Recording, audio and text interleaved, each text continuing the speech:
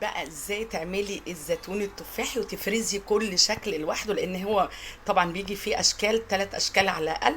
تعالى اقول لك تعملي كل شكل بطريقه، يعني ده طريقه وده طريقه وده طريقه، وفي الاخر هما الثلاثه زيتون تفاحي. وده طبعا بتاع السنه اللي فاتت العزيزي، هقول لك برضه عملته ازاي. تعالي يلا بينا نشوف الوصفه الحلوه دي عملناها ازاي. ما تنسوش اللايك والاشتراك في القناه لو عجبكم الفيديو. ورحمة الله وبركاته، ازيكم عاملين ايه؟ يا رب تكونوا بألف خير. صلوا على النبي عليه الصلاة والسلام. كل سنة وانتم طيبين. موسم الزيتون يا جماعة انا بحس بخير لما بيكون في البيت، يعني لو بعمله حتى وما باكلش منه مثلا عشان باكلش انا حوادق، لازم اعمله واخليه في البيت بقى لاولادي وجوزي وحبايبي اللي يجوا لي في اي وقت. طبعا انا النهارده هعمل معاكم الزيتون التفاحي اللي هو بيبقى زي كده اهو، الكبير اللي شكل التفاحه. بصوا شبه التفاحه بس على صغير بالشكل ده، ملوش بوز ولا الكلام ده. طيب هنعمل الزيتون طبعا كلنا بسم الله ما شاء الله شاطرين، وكلنا بنعمل احلى زيتون، بس زي ما بنقول كده كل شيخ وليه طريقه، يعني كل واحد وليه طريقه يعني. فانا طريقتي النهارده في عمل الزيتون يا رب تعجبكم ان شاء الله. ولو عجبتكم ما تنسوش الاشتراك في القناه واللايك وتفعيل الجرس عشان يوصلكم كل جديد، ويا ريت تدوا اللايك لو عجبكم الفيديو. خلاص كده، انا اول حاجه النهارده هشتغل في 4 كيلو من الزيتون.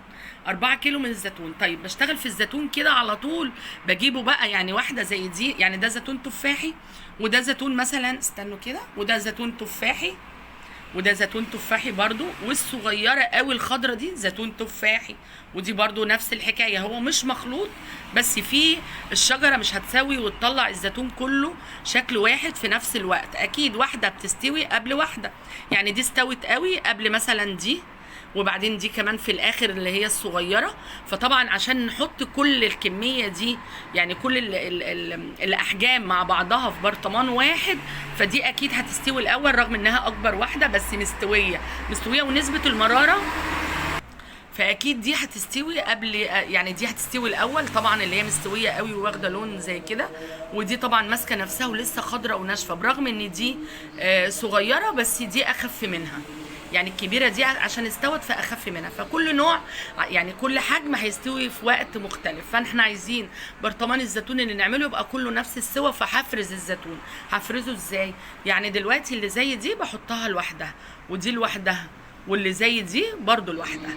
خلاص كده، هفرز بقى الزيتون كله الاول وبعد كده اقول لكم هعمل ايه.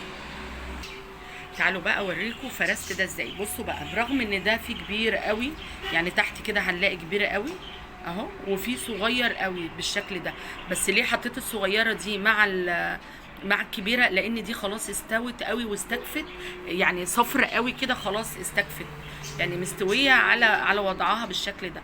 لكن دي لسه خضره، يعني ما خدتش راحتها على الشجره، فدول هينحطوا في برطمان لوحدهم.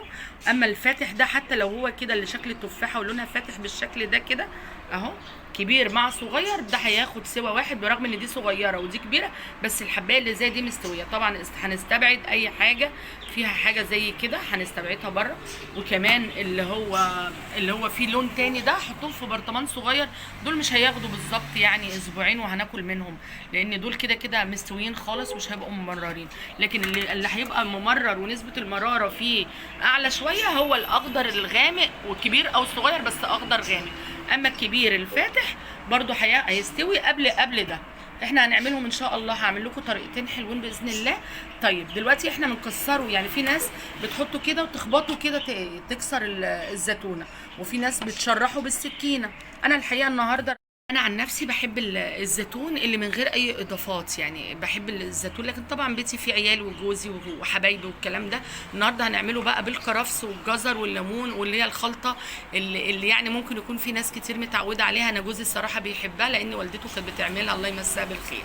خلاص كده، فانا هعملها النهارده بالكرفس والعصفر والحاجات دي. لكن انا رايي الشخصي بحب الزيتون لشخصيته لوحدها كده، يعني ما بحبش الزيتون احط عليه جزر، لكن زي ما قلت لكم كل بني ادم وليه طريقه يعني. فالمهم احنا النهارده هنعمله زي ما، هل هنكسره كده بايدينا او نحطه في كيس ونخبط عليه؟ لا، انا عايزه الزيتونه تكون بشخصيتها، مش عايزه اكسر الزيتونه وابص الاقي البذره في البرطمان لوحدها والزيتونه لوحدها. فاحنا النهارده هنشققه. طب هشققه دلوقتي؟ لا، انا هجهز كل حاجه الاول، هجهز كل حاجه وبعدين اشققه. انا ما بنقعش الزيتون فيه اصلا زيوت وفيه حاجات كتير حرام ان احنا ننزلها في الميه. فانا الصراحه ما بنقعش الزيتون. اللي بيخلي المراره تروح من الزيتون هقول لكم وانا شغاله ايه اللي بيسحب المراره من الزيتون. خلاص كده دلوقتي انا مش هشقق الزيتون، وتعالوا بقى نجهز كل حاجه، الخلطه بتاعتنا الاول كلها قبل ما ابتدي في اي حاجه. طيب الزيتون انت غسلاه؟ طبعا غسلاه، وانا مش هبتدي من غير ما اغسل الزيتون. طيب الكيلو الزيتون بياخد قد ايه جزر؟ بياخد كيلو جزر وكيلو ليمون وكيلو فلفل. طب ينفع ازود؟ طبعا ينفع تزودي. ينفع اقلل؟ طبعا. دي حاجه زي ما انت عايزه، ما بتقللش ولا بتزيد في الوصفه. الحاجه الوحيده اللي ما ينفعش تنقصيها خالص هو الملح. الملح والليمون ما ينفعش ابدا تنقصيها. لكن الفلفل حراق ومش حابه احطه، براحتك، حطي اللي هو مفروم بس. اصل الجزر انا ما بحبوش قوي، ان شاء الله تحطي جزرايه واحده. لكن انا بقول لك احنا هنعمله ازاي، وانت بقى بتشيلي تحطي براحتك. الحاجه الوحيده اللي ما تتقللش هو الملح. خلاص كده عندي كيلو، انا عندي 4 كيلو من الزيتون. اللي كل كيلو زيتون جايبه له كيلو فلفل. الفلفل ده حراق جدا، يعني حاولوا تجيبوا بقى فلفل بارد شويه. كيلو فلفل وكيلو جزر. ده طبعا مش كيلو جزر، دول 2 كيلو. انا هاخد على قد ما انا محتاجه، بس هبشر تقريبا، يعني انا ممكن ما ابشرش كمان الكيلو كله.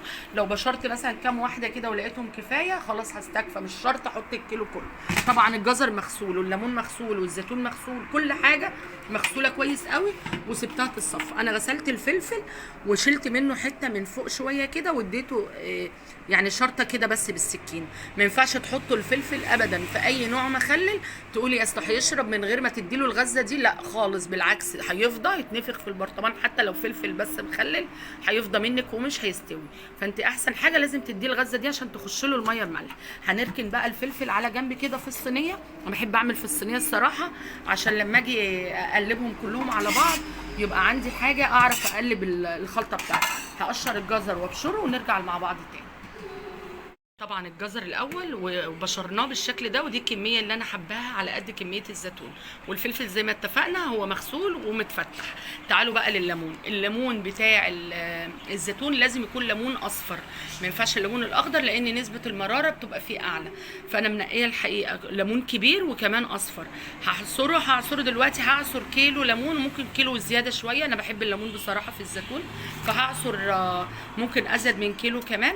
هعصرهم كده على ايدي زي ما هما كده. انا الحقيقه مش هحب ان انا احط البذر، لكن هحط كل حاجه. احط التفل مثلا اللي هو بيطلع منه اللي هو زي ده، اللي هو زي اللي قربه كده بس عليا اهو، اللي هو زي التفل ده كده هحطه. بس البذر هبعده لان بحس انه بيمرر.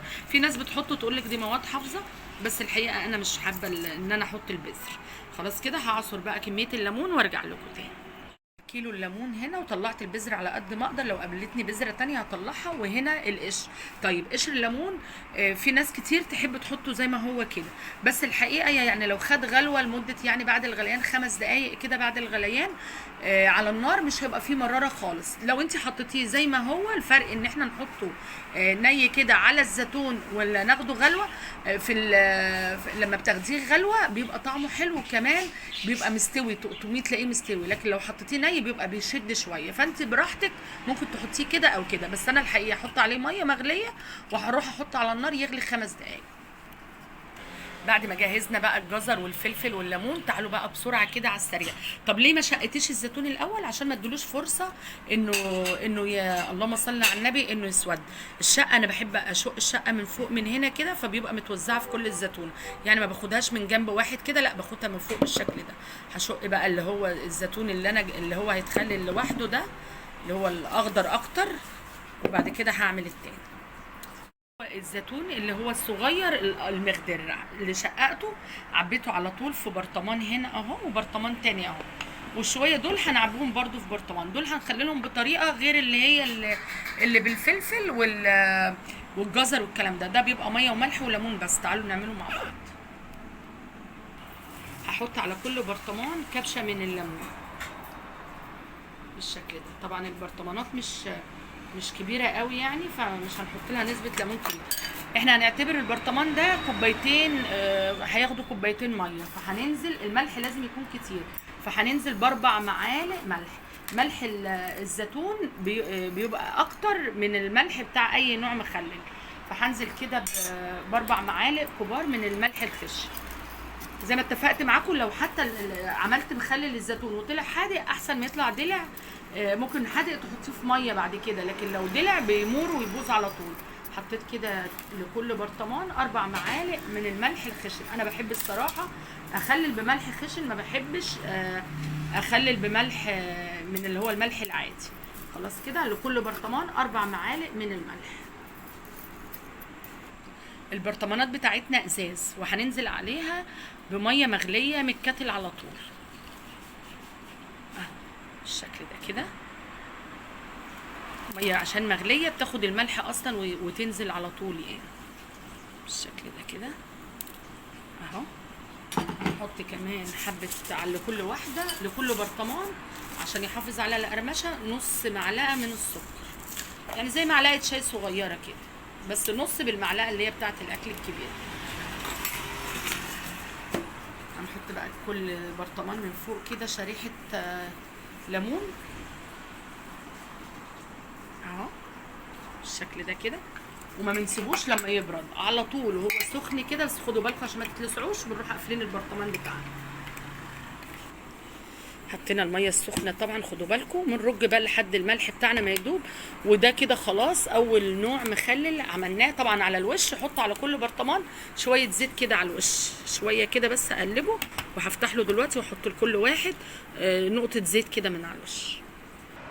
بعد ما عملنا بقى اللي هو الاخضر اللي قلنا بياخد وقت في السوى بالميه المغليه كده، على فكره ما بيقعدش كتير، يعني شهر وشويه صغيرين كده تلاقيه استوى. الميه المغليه بتسرع عمليه السوى بتاعه.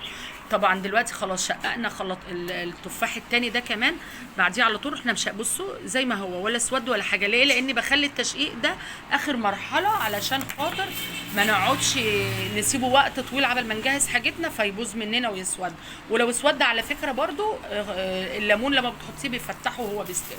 خلاص كده تعالى هنحط له بقى حبه البركه وحبه عصفر، بس مش كتير، يعني معلقه مليانه كده. يعني احنا نلاحظ ان احنا بنعمل زيتون مش بنعمل ليمون معصفر.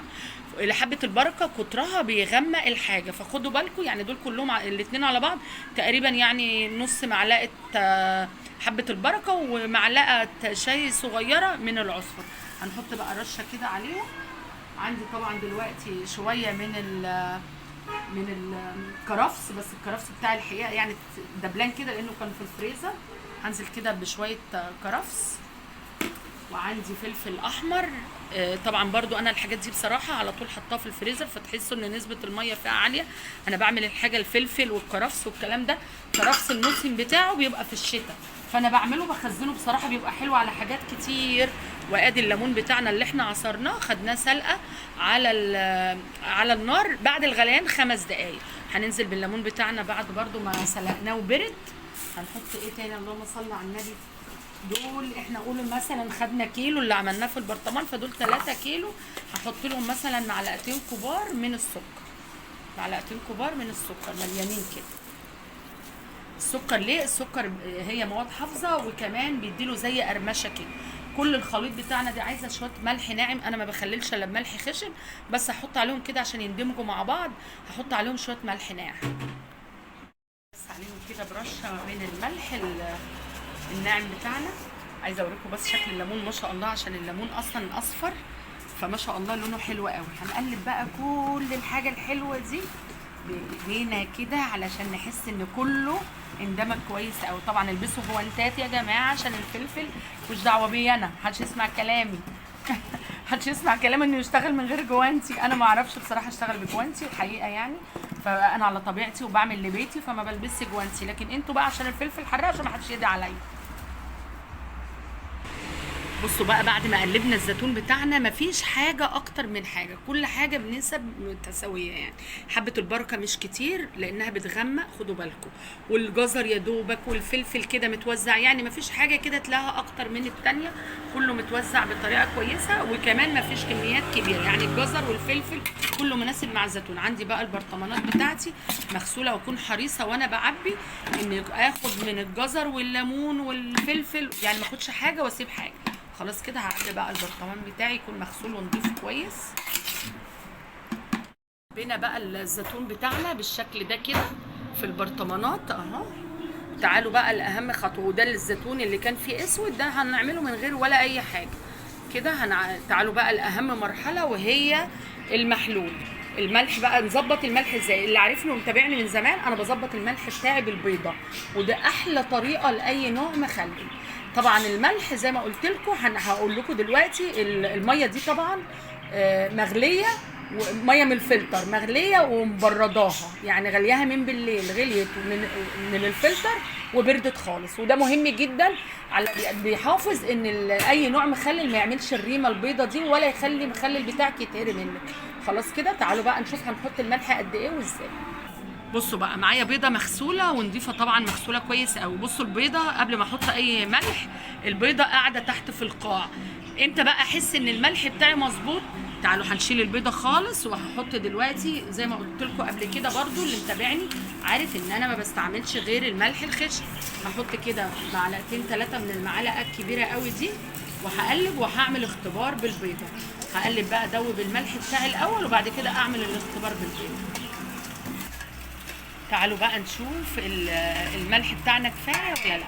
خلاص كده دوبنا الملح بتاعنا كويس، هو مش كويس قوي يعني، في شويه في القاع. هنحط البيضه. بصوا البيضه لسه ما عملتش على الوش، يبقى كده ناقص لسه ملح، يبقى كده هزود ملح.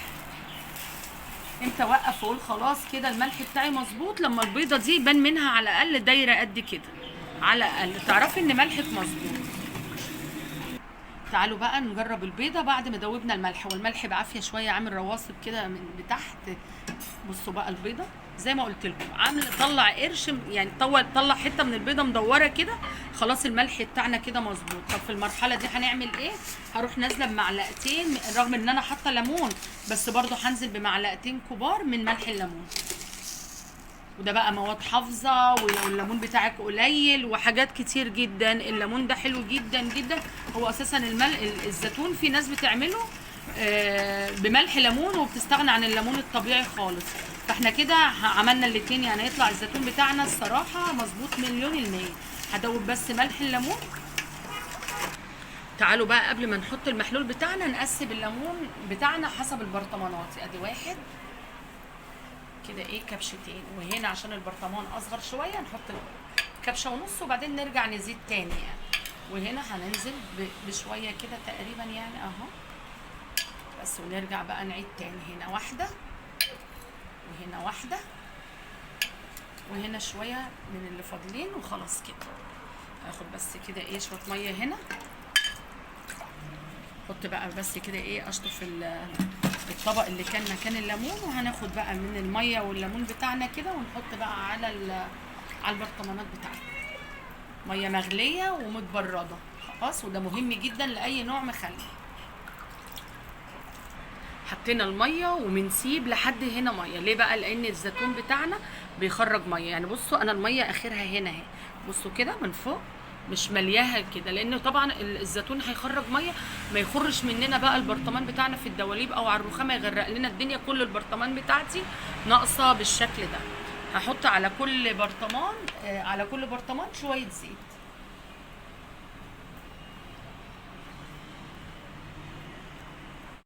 عملنا الزيتون بتاعنا، عملناه بطريقتين حلوين جدا. ده اللي بالميه المغليه، بصوا قربوا عليه كده، يعني ابتدى لسه وانا لسه عاملاه، ابتدى من الميه المغليه ياخد لون اصفر كده. بصوا مكان الفتحه صفرة زي ما يكون، يعني ما تقلقوش خالص، عمره ما يسود وعمره ما بيطرى. انا مجرباه كذا مره يعني. ده انا بصراحه بعمله الطريقه اللي انا معتاده عليها، كنت بعمله كل سنه بس من غير ميه سخنه، اللي هي الطريقه دي اللي هو ميه مغليه مبرده وعليها ملح وليمون بس. لكن دي ميه مغليه، ده اول مره اجربها الصراحه. لكن اللي بميه بس، طول عمري بعمل الزيتون بميه مبرده مغليه وبارده، لكن الميه المغليه ديت لسه اول مره اعمله. وطبعا ده طبعا يعني عارفينه من سنين، عملناه كذا مره قبل كده حتى قبل ما افتح القناه. جربوه ان شاء الله هيعجبكم بطريقه سهله وبسيطه. وده الزيتون اللي انا كنت عاملاه السنه اللي فاتت، اللي هو بالطريقه اللي بقول لكم عليها، اللي هو اللهم صل على النبي، اللي ميه مبرده بس كده، يعني ميه وملح بس، وعلى الوش شويه زيت، ميه وملح وليمون بس، اللي هو زي بتاع المحلات. عايزه كمان ايه؟ بصوا ما شاء الله عليه تحفه. ما فيهوش ريحه المراره، بس عشان قعد فتره طويله قوي المراره راحت منه. لكن احنا خلاص ما فاضلش حاجه على رمضان، عشان كده شقينا بقى الزيتون التاني، شققناه لان رمضان خلاص، كل سنه وانتم طيبين على الابواب. لكن ده اصلا مش تفاحي بيطول، ده العزيزي، ما كانش زيتون تفاحي. يا رب طريقتي تكون عجبتكم، يا رب ما تكون كده اكون كنت ضيفه خفيفه عليكم. شكرا ليكم، سلام عليكم.